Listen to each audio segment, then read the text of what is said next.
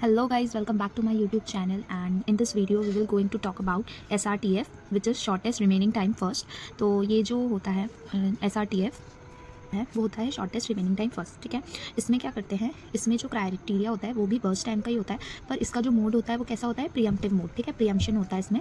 जैसे कि मतलब अभी मैं आपको आगे बताऊंगी कैसे क्वेश्चन सॉल्व करेंगे ना, तब मैं आपको बताऊंगी कि प्रीएम्प्शन कैसे होता है। ठीक है, तो ये इसका फुल फॉर्म तो हमने देख लिया, बाकी इसकी डिफाइन वगैरह है वो आपको वन शॉट में यूनिट 3 के वन शॉट में ऑपरेटिंग सिस्टम मिल जाएगी। ठीक है, आप वहाँ से जाके देख सकते हैं।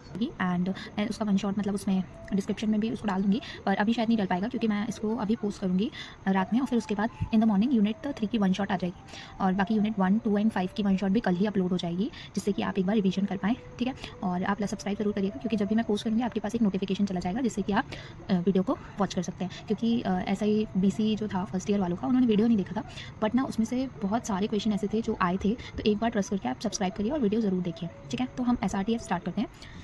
SRTF में हमें अराइवल टाइम दिया है ये हमें, और ये हमारा बर्स्ट टाइम है। ठीक है, ये हमेशा क्वेश्चंस में गिवन रहेगा, और अगर नहीं गिवन रहता है तो आपको क्या करना है, वो आपको मतलब मैम आके बताएंगे, आपकी कोई जो भी है फैकल्टी, वो आपको आके बता देगी कि आपको 0 to कहाँ तक लेना है या 1 to कहाँ तक लेना है। ठीक है, तो वो अराइवल टाइम आप अपने मन से भी लिख सकते हैं। ठीक है, नाउ नेक्स्ट हम आते हैं इसमें इसका सबसे पहले क्या बनेगा, हमने ये इससे पहले वाला जो वीडियो था SGF का, वो देख लेंगे ना, तो आपको ये बहुत ईजी लगेगा। ठीक है, इसमें बस कुछ ही चेंजेस होते हैं। सबसे पहले हम गैंट चार्ट बनाते हैं।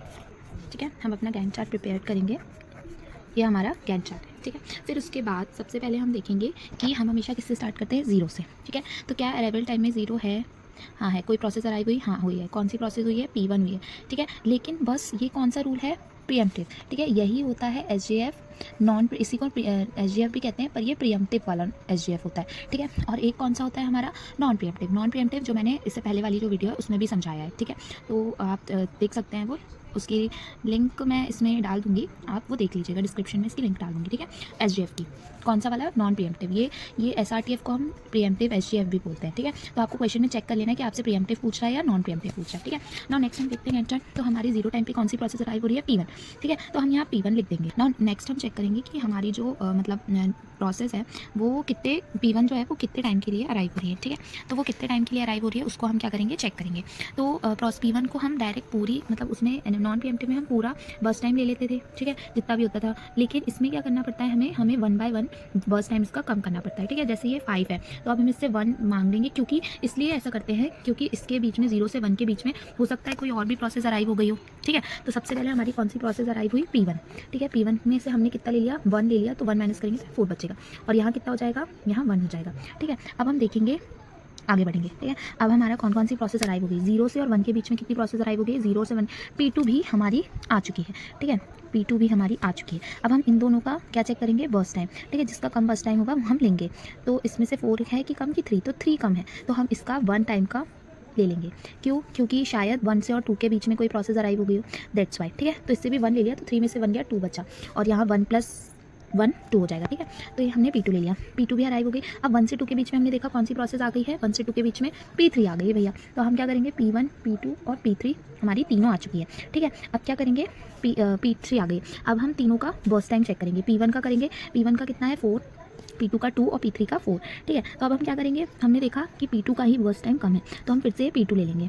ठीक है, हमने देखा कि P2 का बर्स्ट टाइम क्या है, कम है इन तीनों में से, तो हम क्या ले लेंगे, P2 ही ले लेंगे। इसको 1 टाइम फिर से चलाएंगे, P2 को, तो यहाँ 3 आ जाएगा। ठीक है, अब फिर क्या करा, हमारी 3 आया, तो हमारी क्या कोई प्रोसेस अराइव हुई, नहीं अराइव हुई, तो अभी यही 3 प्रोसेस चलेंगी। फिर से हम क्या चेक करेंगे, इन तीनों का बर्स्ट टाइम चेक करेंगे। ठीक है, फिर से तीनों का बर्स्ट टाइम चेक करा, फिर से P2 आ रही है, पर अब P2 कितनी अराइव हो गई, पूरी अराइव हो चुकी है हमारी P2। ठीक है, कितनी अराइव हो गई हमारी P2, पूरी अराइव हो चुकी है। ठीक है, P2 जब हमारी पूरी अराइव हो गई है, तो अब हमें P2 इसमें पूरी डाल देनी है, और अब हमारा ये हो गया +1 4। ठीक है, गैंट चार्ट में हम चेंजेस कर देंगे, 4 हो गया।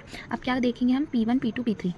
ठीक है, अब क्या हुआ, 3 से 4 के बीच में 1 2 3 4 आने तक क्या प्रोसेस, कोई अराइवल टाइम आया है, हाँ 4 में P4 जो प्रोसेस है वो भी आ चुकी है। तो अब क्या करेंगे, हम P4 प्रोसेस लेंगे।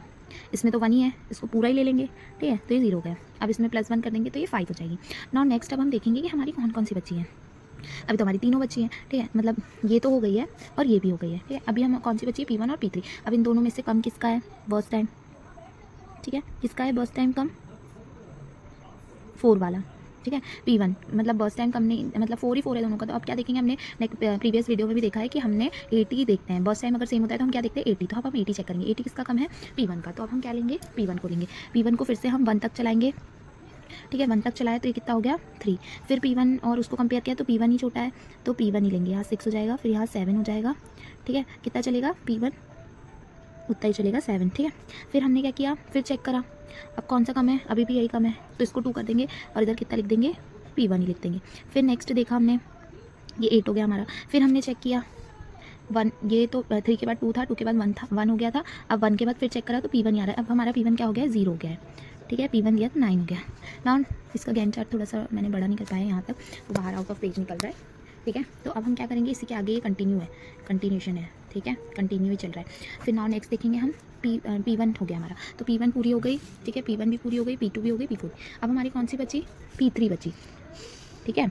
P3 बची, तो अब P3 को क्या करेंगे हम, P3 पूरी अराइव हो जाएगी। एक बार करो या फिर पूरी एक साथ कर दो, बात तो एक ही है, ठीक है। अब हम क्या करेंगे, P4 को पूरा अराइव करवा देंगे 9 से 13। तो हमारा पूरा P4 भी P4 नहीं P3 हमारा अराइव हो चुका है, जिसका क्या है 9 + 4 कितना होगा 14। तो ये भी हमारा 0 हो गया, ठीक है। तो ये था हमारा पूरा गैंट चार्ट, ठीक है। ये हमारा पूरा गैंट चार्ट था। अब हम CT निकालेंगे। CT निकालने के लिए हमें क्या करना पड़ता है, कंप्लीशन टाइम देखना पड़ता है इन सबका। अब क्या करेंगे, इसमें नॉन प्रीएम्पशन में आप एक मिस्टेक मत करिएगा, कंप्लीशन टाइम हमेशा पीछे से देखिए, ठीक है। पीछे से देखा P3 का कितना है 13, तो P3 में कितना लिख देंगे 13। नाउ नेक्स्ट देखा P3 से पहले कौन है, फिर P1 का कंप्लीशन टाइम 9।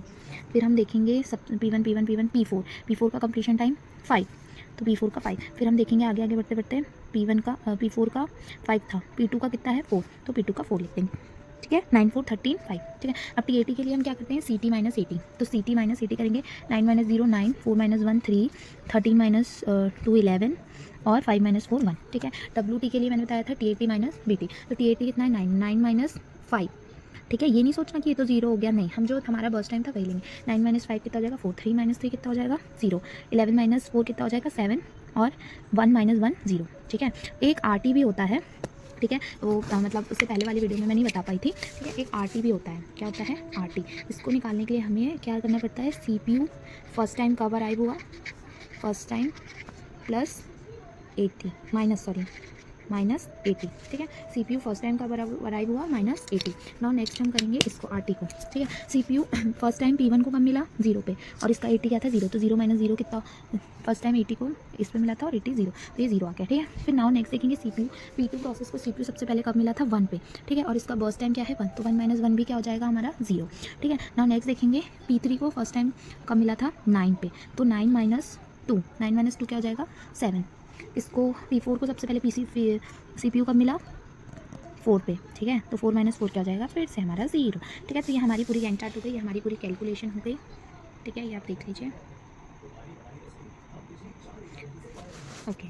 फिर नेक्स्ट है हमारा इसका एवरेज निकालेंगे। तो एवरेज निकालने के लिए हम T80 का एवरेज निकालने के लिए T80 का टोटल करेंगे, ठीक है। 12 + 3 कितना हो जाएगा 15, 15 + 9 24, ठीक है। तो ये जाएगा 24/4, तो इसका आंसर आ जाएगा 6, ठीक है। T80 का एवरेज, ठीक है। और फिर एवरेज WT का हो जाएगा 11/4, ये आ जाएगा 2.75, ठीक है। और एवरेज हो जाएगा RT का 7/4, हो जाएगा 1.75, ठीक है। ये डन होता है हमारा SRTF। अगर आपको समझ आया हो तो please like subscribe my channel, subscribe कर लीजिए, जिससे कि मैं अगर कोई भी वीडियो डालूँ वो आपकी यूज़फुल हो, तो आपको नोटिफिकेशन मिल जाएगी और आप उसे अच्छे से पढ़ भी पाएंगे, ओके। समझ आया हो तो कमेंट करके ज़रूर बताइएगा। Thanks for watching.